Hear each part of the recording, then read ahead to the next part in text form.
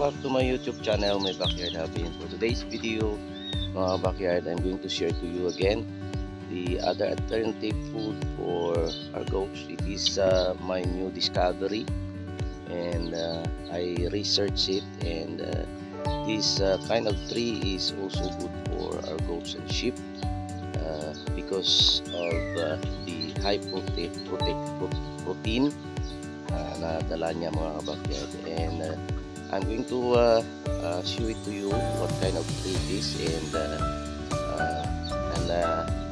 but kung hindi pa kayo nakasubscribe sa aking YouTube channel, please subscribe, like, share yung mga videos, and don't forget to click the notification bell so that you will be updated for my next video.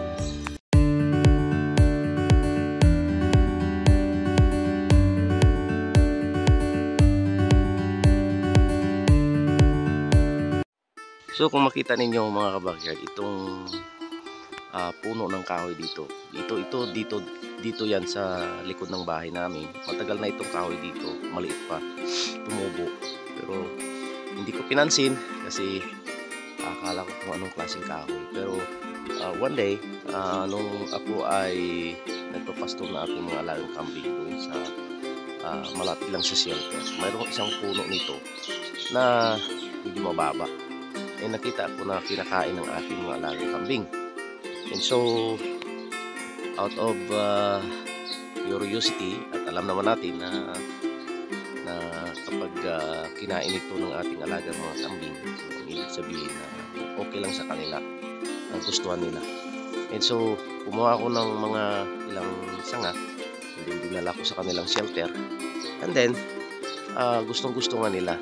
And then doon na ako nag-research, mga kabakyard, no, kung ito ba talaga ay pwedeng kakainin ng ating mga alagang kambing, at maganda ba ito sa kanilang kalusugan.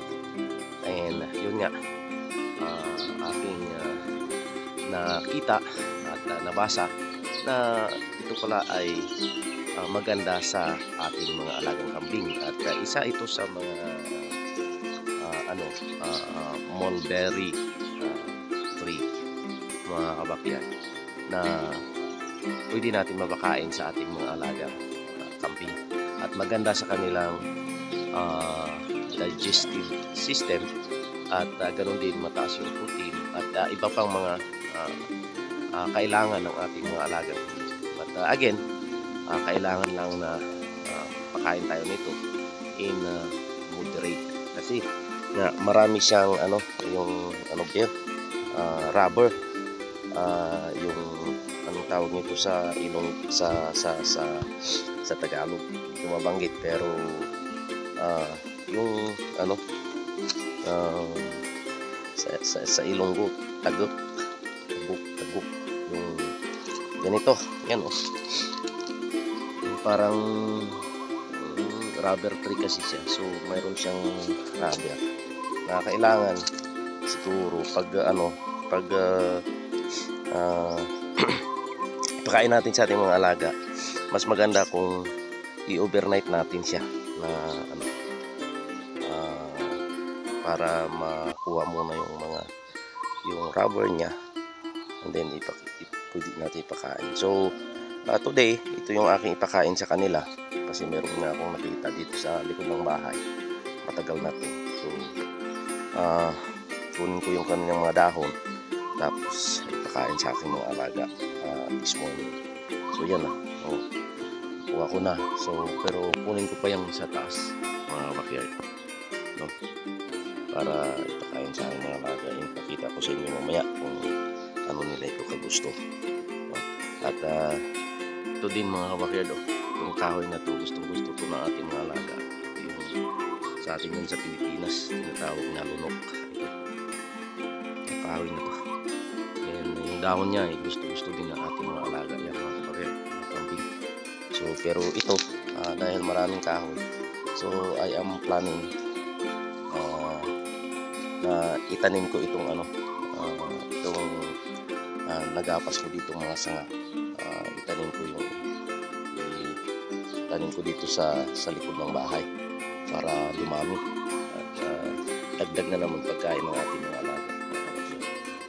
So yun, I-harvest ko muna yan mga backyard, yung naiwan. Tapos ilagay ko na sa ating sasakyan mga backyard. And mayroon pa akong isang na-discover na yung acacia pala, yung ibang klaseng acacia, yung malaki, yung dahon pala noon gustong gusto din ng ating mga alagang kambing. So I am still searching kung ano yung tawag, yung scientific name niya. And kaya maabangan nyo na lang mga kabakid sa ating channel. Now, bigyan na natin sa kanila itong tinatawag na tipal or tipal tree.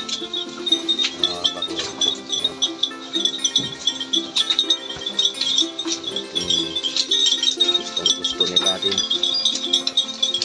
Gusto nilang kainin. Kain nila.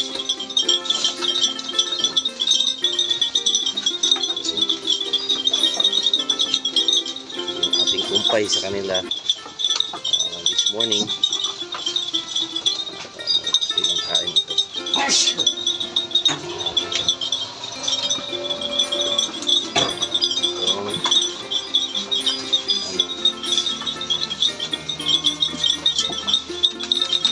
Tipal tree tawag ito, family ng mulberry, at maganda yung protein nito sa ating mga alaga,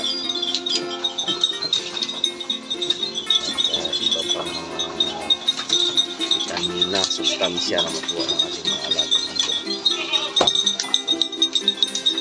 Yan, isa na namang discovery, isang experiment na pwede nating ipakain sa ating mga alagang kambing. Yan, especially ngayon na tag-init, wala masyadong kumpay, and ito ay nabubuhay kahit saan-saan lang, especially sa mga malapit sa tubig, kasi itong kahoy na ito ay gusto nila yung malapit sa tubig. Yan.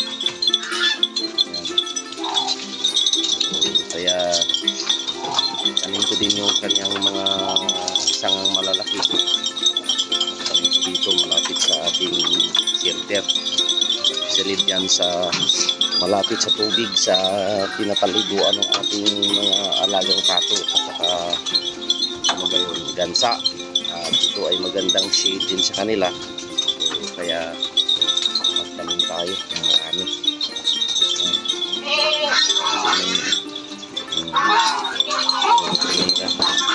Ito yung ating alagang maliliit na kambing, kumakain na rin. Ano na naman, yung ating mga gansa.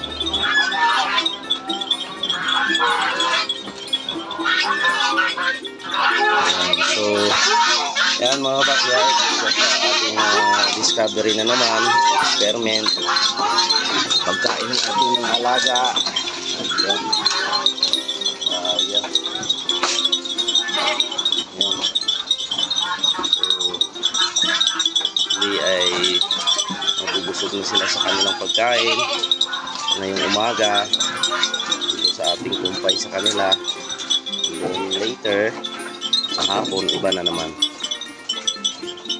So maraming salamat sa inyong patuloy na pagsuporta sa aking YouTube channel.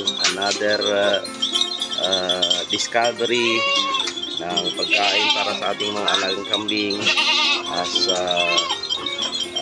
animal raisers, especially kung kayo nag-aalaga ng kambing, mga tupa, kailangan manok, kung ano pa ibang mga hayop.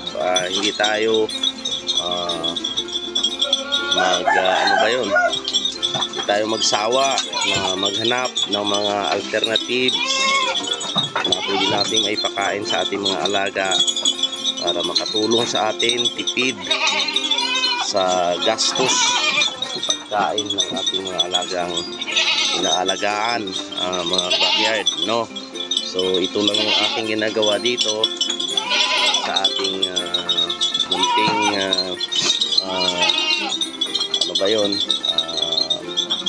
mga alaga, backyard hobby or yung ating munting farm, kasi na rin tayong mga alaga, iba't ibang alaga, so parang mini farm na mga backyard. So yan mga backyard, hanap tayo ng pagkain nila. Maraming salamat sa inyong suporta. God bless.